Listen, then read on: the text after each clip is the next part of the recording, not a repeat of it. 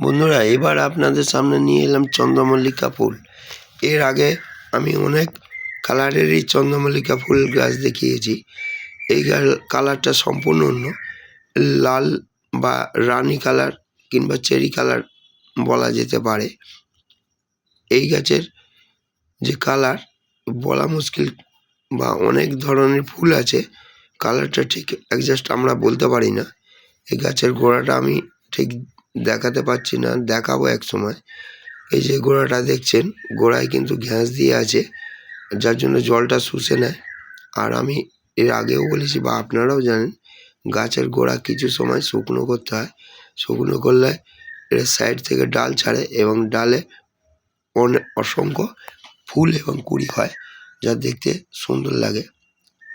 গাছটি কেমন হয়েছে কমেন্ট করবেন এবং অপরকে দেখার জন্য শেয়ার করে দেখার সুযোগটা করে দিন। কেমন হয়েছে কমেন্ট করবেন। নমস্কার।